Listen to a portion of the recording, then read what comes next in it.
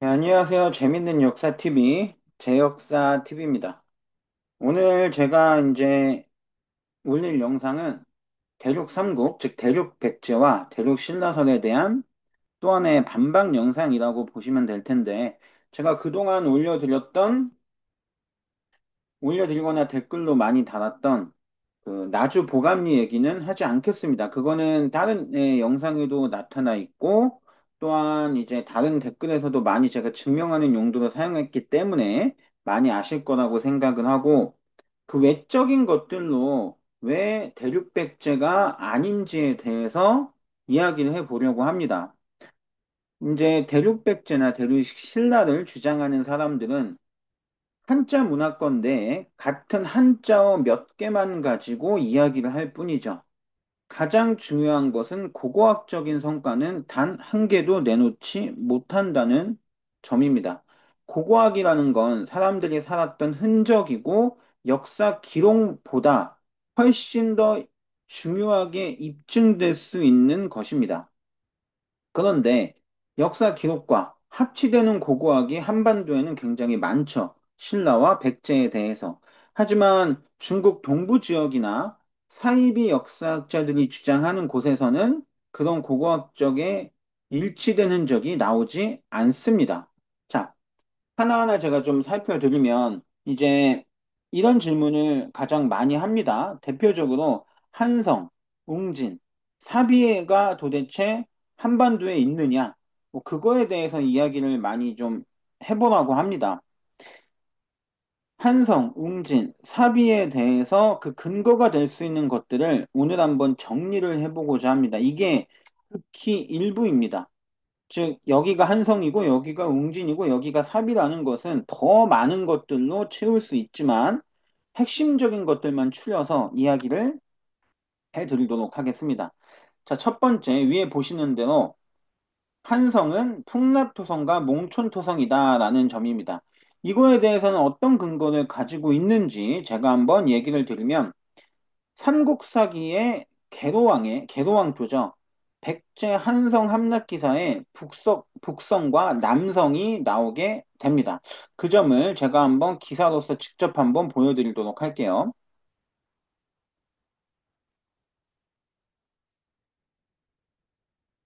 자, 바로 이 밑에 있는 요 기록입니다.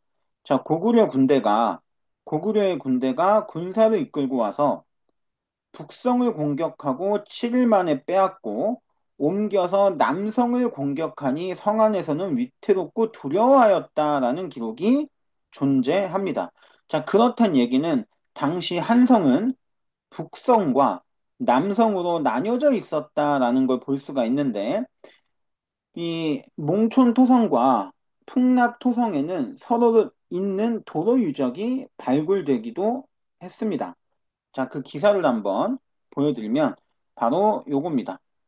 자, 여기 보면은 이 몽촌토성에서 자, 북문에서 풍납토성 쪽으로 이어져 있는 10폭 13m 폭의 도로 유적이 발굴이 됐는데 이 도로 유적은 고대에서 발견된 것 중 가장 큽니다. 자, 가장 크다라는 것. 그 얘기는 대도시란 뜻이 되고, 고대에서 대도시, 이렇게 가장 큰 도로가 만들어질 수 있는 유적은 여기가 왕성 지역이고 왕도였기 때문에 가능하다고 볼 수가 있겠죠. 몽촌 토성에서 북문 쪽에서 발견된 이 도로폭은 약 40m를 나아가다 풍납토성 방향인 북서쪽으로 휘어져 있는 것도 발견이 되었습니다. 즉, 이 몽촌토성에서 발견된 도로 유적은 한마디로 풍납토성과 몽촌토성을 잇는 도로였다라고 볼 수가 있는데, 그렇기 때문에 풍납토성을 북성, 몽촌토성을 남성으로 확인할 수가 있습니다. 자, 그리고 7일 만에 이제 함락된 북성, 이 북성은 풍납토성이라고 보여지는데, 이 풍납토성에는 많은 수의 불에 탄 가옥이나 집터, 도자기 등의 흔적이 발견되기도 합니다. 자, 일시에 불에 타서 무너진 흔적은 어떤 화마나 혹은 어떤 봉변으로 인해 큰 사건으로 인해 성이 무너졌다, 함락당했다라는 것을 볼 수가 있겠죠. 그런 불에 검게 탄 많은 집터나 도자기 등의 흔적 등은 어떤 공격을 받고 함락당했다고 하는 한성의 기록과도 일치한다라고 볼 수가 있습니다. 또한 신기한 거는 이 몽촌 토성에는 고구려의 토기도 존재한다라는 것입니다. 자, 검색을 하면 바로 볼 수 있습니다. 몽촌 토성 고구려 토기. 자, 여기 보면은 몽촌 토성에는 또한 많은 양의 고구려 토기가 발견된다라고 보여지는데, 자, 그러면 이 몽촌 토성에서 발견된 많은 고구려 토기, 그렇단 얘기는 고구려가 몽촌토성은 활용했었다라는 얘기가 됩니다. 즉, 북성이었던 풍납토성을 함락하고 남성을 함락시키고 난 이후에 남성이었던 몽촌토성은 크게 활용을 했다라는 것입니다. 신기하게도 일시에 무너뜨리고 7일간의 공격으로 완벽하게 무너뜨린 풍납토성, 즉 풍납토성에서는 고구려계의 토기가 발견되진 않습니다. 즉, 풍납토성은 완벽하게 무너뜨리고 남성이었던 몽촌토성은 한성을 함락 직후에 굉장히 크게 고구려가 오랫동안 머물면서 활용했었다라는 흔적이 될 수가 있는 것이죠. 이런 것들만 봐도 몽촌토성과 풍납토성이 당시 한성이었다라는 것은 입증이 됩니다. 주변에 고구려계 유의민들의 흔적이 담겨져 있는 기단식 돌무지 무덤도 발견되는 고분군도 존재하고요. 우리가 이런 것들로만 봐도 한성이 백제 한성이 지금의 풍납토성과 몽촌토성이다라는 것은 기록적인 측면과 고고학적인 측면으로도 일치되는 것을 볼 수가 있습니다. 자, 그렇다면 이제 웅진 시기에 대해서 한번 살펴보도록 하죠. 자, 웅진 시기는 말할 것도 없죠. 무령왕릉입니다. 자, 무령왕릉은 왜 대단한 발견이냐? 백제 이 웅진식이 이후에 백제 왕릉급의 무덤은 전부 다 굴식 돌방 무덤입니다. 이 굴식 돌방 무덤의 특징은 일단 뭐 무령왕릉은 벽돌 무덤이죠. 그 외에 굴식 돌방 무덤, 이 돌방 무덤의 특징은 입구가 있다라는 점입니다. 입구가 있고 연도를 통해서 들어가서 왕릉의 이제 내부에 들어갈 수 있기 때문에 굉장히 많은 도굴이 있었다라는 건데 아시다시피 무령왕릉은 송산리 고분군에 대한 배수로 작업을 하다가 굉장히 우연하게 발견된 무덤이기 때문에 도굴이 하나도 되지 않은 온전한 형태로 발견이 되었다라는 점 때문에 굉장히 특징적인데 이 무령왕릉 안에서 지석이 발견됐죠. 이 지석은 굉장히 중요합니다. 왜냐하면 무령왕릉의 지석에서 나와 있는 무령왕의 사망 연도와 삼국사기에 나와 있는 무령왕의 사망 연도와 날짜까지 완벽하게 일치합니다. 그렇기 때문에 굉장히 대단한 발견이라고 볼 수가 있습니다. 즉 백제의 왕인 무령왕릉의 발굴과 거기서 발견된 지석이 삼국사기에 나오는 무령왕의 사망 일자와도 100% 일치한다라는 점은 굉장히 큰 발견이다. 라고 볼 수가 있고요. 또한 대통사지 절터라는 게 있는데, 자, 일단 이 대통사라는 절에 대해서, 대통사는 성왕 6년에 만들어진 절입니다. 삼국유사에 나와져 있는데, 이게 이제 반죽동이라는 곳이 있습니다.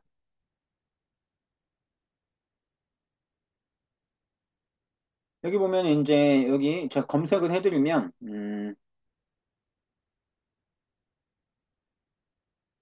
공유해서 제 인터넷 쪽으로 해서 또 한번 보면 반죽동이라는 곳이 있습니다.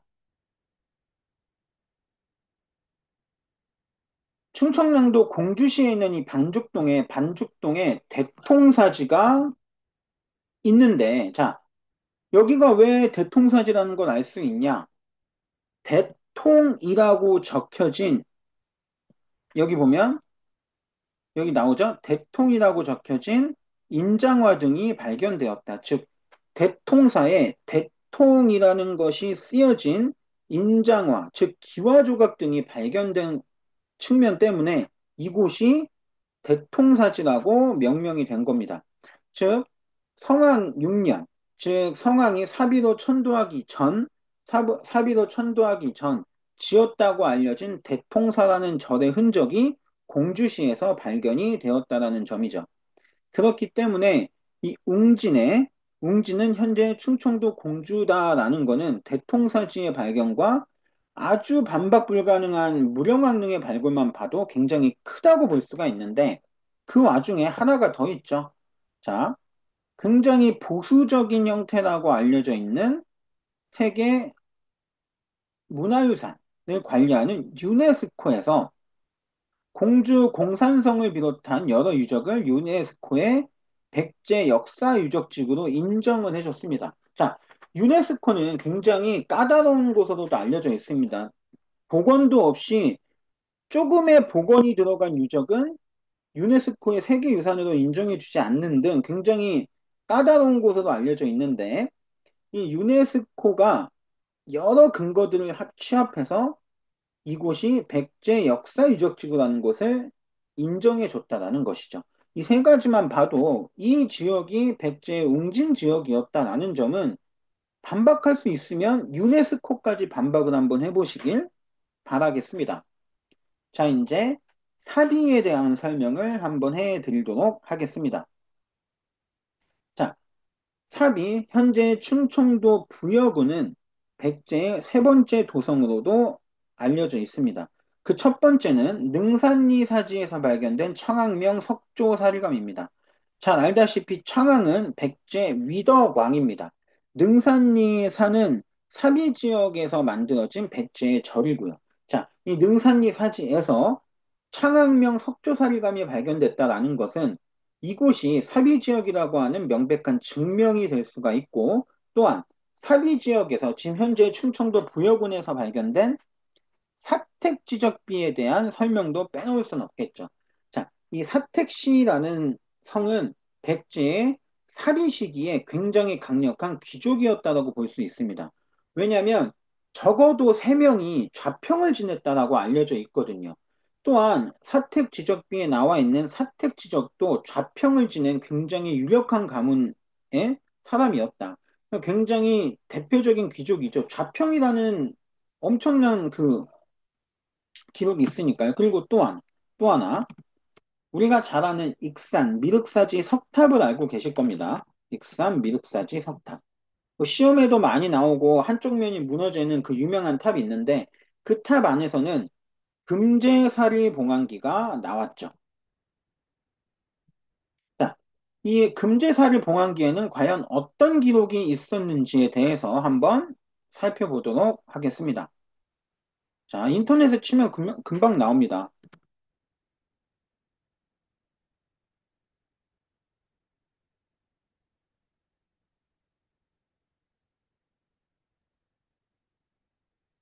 자, 이 금제사리 봉안기 바로 요겁니다. 그 익산 미륵사지 석탑에 복원 과정에서 발견된 금제사리 봉안기입니다. 여기에는 사택적덩녀라고 하는 백제 왕후가 등장을 합니다. 이 사택적덩은 좌평 사택적덩녀라는 라는 내용으로만 이제 나오게 되는데 즉 사택적덕의 딸이 백제 왕의 부인이었다라는 것을 증명하는 아주 중요한 유적이자 유물인 셈입니다. 여기 또한 사택의 흔적이 이렇게 드러나 있게 되죠. 자, 이런 모습만 봐도 여기가 사비 지역이었다라는 점은 의심할 바가 전혀 없다고 볼 수가 있는데 또 하나 능산리 능안굴 고분에서 발견된 은제 꽃관모는 아주 완벽한 한반도의 백제 모습을 보여줍니다.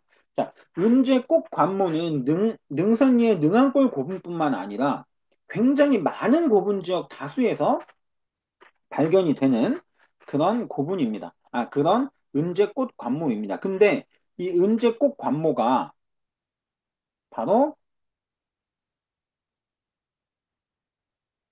삼국사기에 나와 있는 기록과도 굉장히 크게 일치한다라는 점입니다. 자,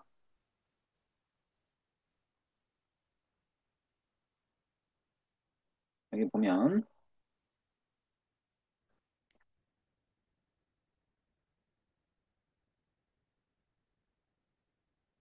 이렇게만 이제 해도 나옵니다. 여기 보면은 은제 관모 장식은 굉장히 유명합니다. 이게 아까 얘기했듯이 그 능한골 고분뿐만 아니라 백제 굉장히 많은 지역의 고분에서 백제 그 점령 지역에 한반도 점령 지역의 대부분에 있는 고분에서 나온 게 은제 관모 장식인데 이거는 삼국사기에 자 여기 보이죠?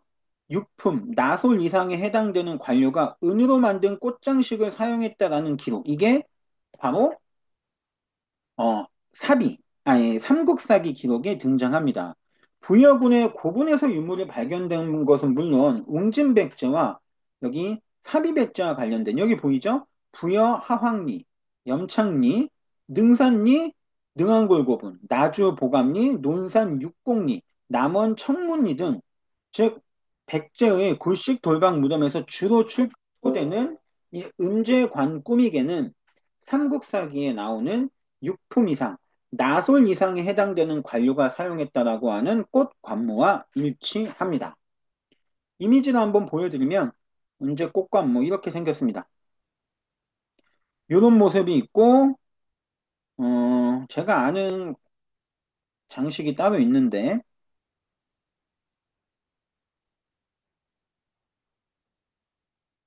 여기 사진으로는 잘 등장은 하진 않네요. 일단 여기 보이는 이 은제 꽃감모가 이렇게 나오기도 합니다. 즉 이런 것들만 봐도 뭐 한반도에 백제가 있었다는 건 너무 명확하게 증명이 되죠. 근데 이런 얘기를 하면 이런 얘기를 합니다. 한반도에 백제가 없었다라는 게 아니고 중국 동부에 백제가 넘어가서 점령했었다라는 거다라고 하시는 분들이 있어요. 이것도 되게 웃긴 게 뭐냐면 원래는 백제가 중국 대륙에서 시작했다라는 얘기를 많이 했었습니다, 예전에. 그러다가 한반도로 넘어온 것이다. 근데 그게 방금 제가 얘기했듯 여러 한반도에서 발견되는 백제 초기, 중기, 후기의 여러 유적들이 중첩돼서 발견이 되는 여러 상황을 그 사람들도 당연히 깨트릴 수는 없었습니다. 그래서 하는 얘기는 한반도에서 시작됐다가 중국 동부로 넘어갔다는 식으로 말을 요즘에 많이 바꿨죠. 그래서 한반도에 발견되는 거 오케이. 근데 중국에도 넘어갔다고. 그러니까 한반도에서만 이렇게 발견되는 유적들이 한반도에 백제가 있었다는 건 우리도 인정한다. 하지만 중국 동부에도 있었다라는 얘기인데 중국 동부에는 이런 고고학적인 성과가 단 하나도 발견된 바 없습니다. 오히려 우리가 아는 삼국지 위초고 유물이라든가 그 시대의 중국 문화가 많이 발견이 되죠. 자,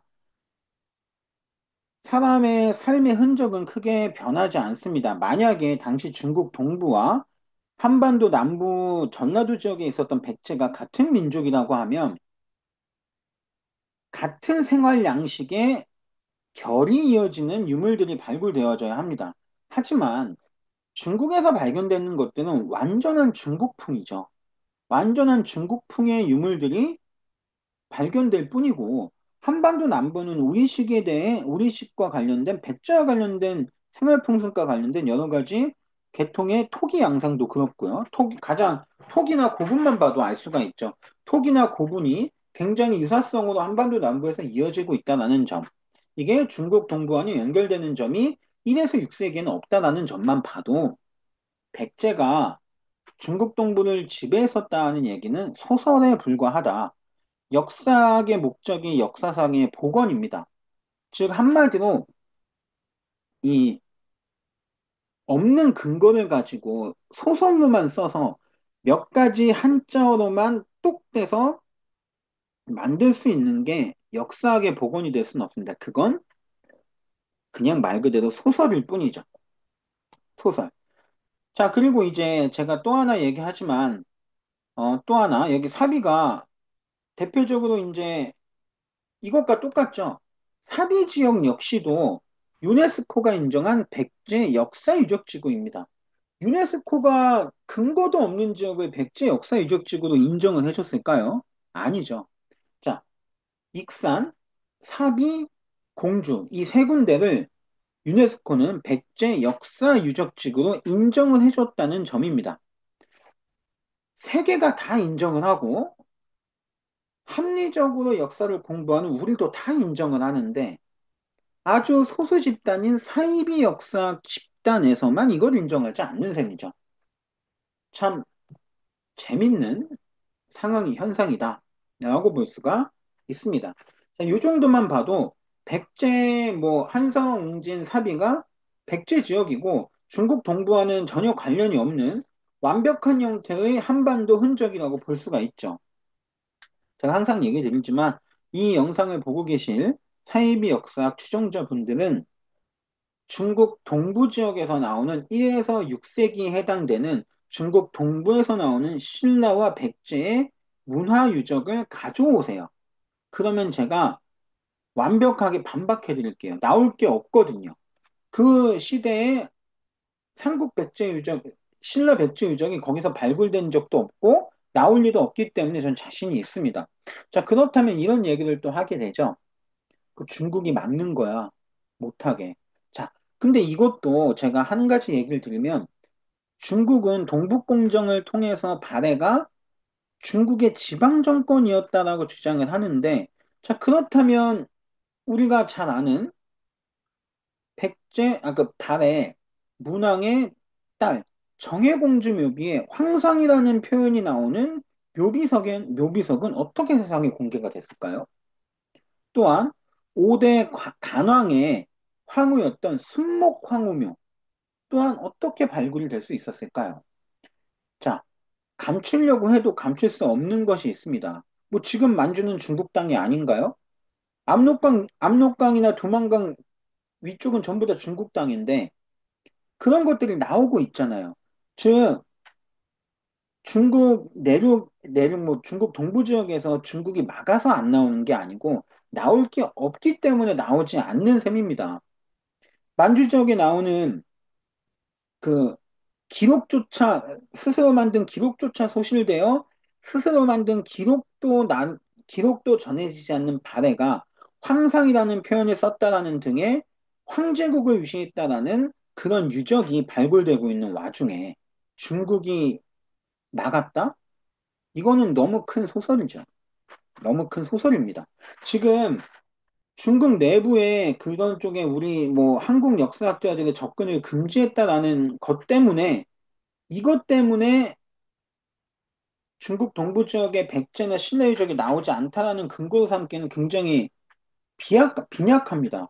그냥 그쪽에 접근을 막고 있을 뿐 그 지역에서 나온 1차적인 발굴 성과는 전부 다 보고가 되었고 아까 얘기했듯이 황상이라는 표현이 나오는 비석 역시도 발굴돼서 보고가 된 이상 중국이 막는다고 해서 막을 수 있는 게 아니란 셈입니다.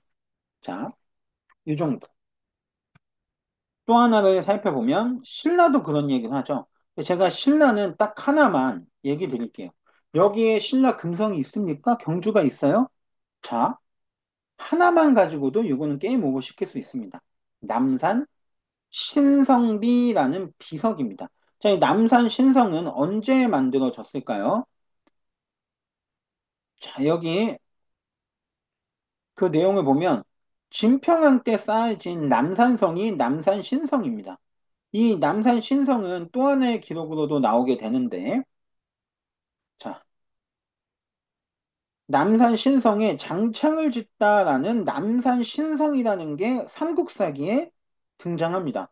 문무왕조에 보면 남산신성에 장창을 지었다라는 기록이 있죠. 자, 그렇다면 남산신성비는 뭘까요? 바로 경주 남산에 신성을 쌓았다라고 하는 것과 신성을 쌓는 과정에서 나온 관리감독, 책임자 등의 이름이 적혀진 비석을 얘기합니다. 자, 여기 한번 보시죠. 이게 남산 신성비입니다. 여기에는 여기 보이죠? 명확하게 나옵니다. 남산 신성이라고 하는 원문에도 나오고 해석에도 보면 남산 신성을 지을 적에 3년이 지나서 이게 만약에 무너지면 뭐 내가 책임을 지겠다라고 맹세한다. 뭐 이런 얘기죠. 그리고 여기에는 대사, 대사, 간이라고 하는 이런 식의 신라, 즉 신라 관직명까지도 정확하게 등장합니다. 이게 여기에 신라라는 글씨가 없잖아. 근데 이게 신라 건지 어떻게 알아? 라고 하지만 남산신성이라는 기록과도 일치하고 신라, 삼국사기 등에서도 확인할 수 있는 신라의 관직명까지도 등장을 하잖아요. 자, 그리고 야 이게 신라라는 게 없잖아 라고 하는데 아주 간단하게 생각해 보시죠.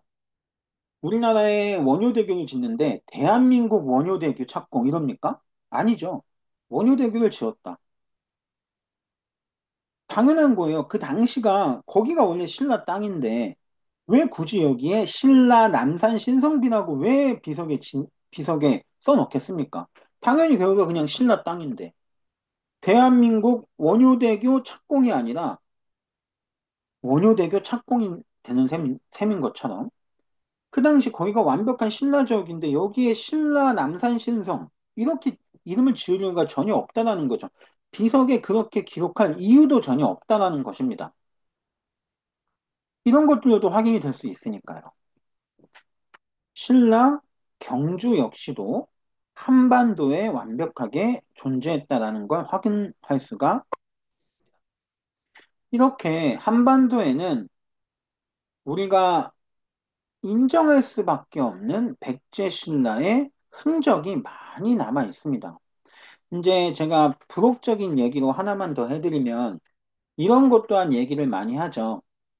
어, 이제 부흥운동 당시에 200여 성을 확보했다는 기록이 있다. 부흥운동에.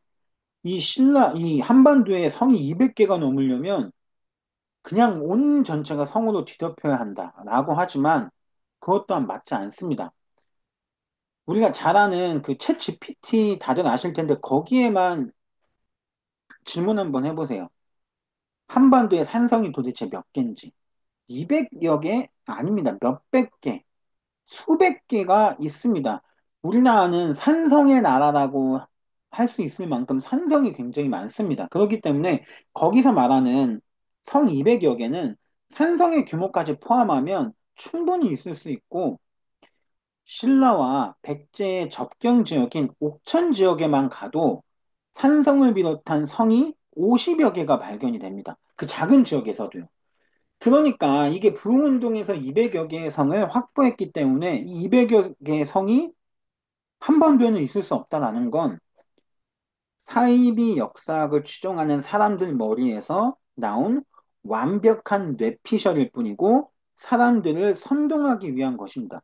와, 성이 엄청 큰데? 그게 200개나 있다고? 한반도에는 부족할 것 같은데. 이런 이상한 논리로, 즉, 우리가 왜 이걸 사이비 역사학이라고 하느냐? 이런 식으로 말장난과 순수로 믿게끔 해서 홀린 다음에 몇 개 안 되는 한자어로 사람들을 홀려서 여기가 백제다라고 중국 동부 지역을 찍는 것처럼 이런 식의 역사를 뒤트는 걸 하고 있기 때문에 사이비 역사학이라고 하는 겁니다. 제가 이제 얘기를 드릴 수 있는 건 이 사이비 역사학의 행태, 중국 동부가 신라 백제 땅이었다는 이런 행태는 그들이 죽자고 싫어하는 식민사관과 굉장히 닮아 있습니다. 임나 일본 부서를 다 아실 테죠? 한반도 남부를 3세기경까지 일본이 지배했었다라는 설인데, 자, 일본이 한반도 남부를 지배했다? 삼국의 신라 백제가 중국 동부를 지배했다. 남의 역사를 짓이기고 뒤틀어 버리면서 극단적인 민족주의로서 남의 영토에 우리의 고대 국가를 갖다 붙이는 이런 행태, 임나 일본 부설과 굉장히 소름 끼치도록 닮아 있습니다. 이 둘 다 그냥 역사 왜곡일 뿐이고 정당한 역사상의 복원인 역사학이라고 볼 수는 없는 셈이죠. 이 영상을 보고도 당연히 많은 반박이 있을 거라고 보여집니다. 왜? 그들은 논리나 근거는 중요하지 않거든요. 본인들이 보이는, 눈에 보이는 몇 가지 글과 단어의 현혹될 뿐이니까. 자, 합리적으로 역사를 보시고 공부하시길 바라겠습니다. 오늘 영상은 딱 여기까지 진행을 해 드리도록 하겠습니다. 뭐 이런 이 영상을 보시고 나서 댓글에 많은 반박 영상을 남겨주셔도 좋습니다. 역시나 제가 글을 남겨드리도록 하겠습니다. 아무튼 오늘 고생하셨고 다음에 뵙도록 하겠습니다. 감사합니다.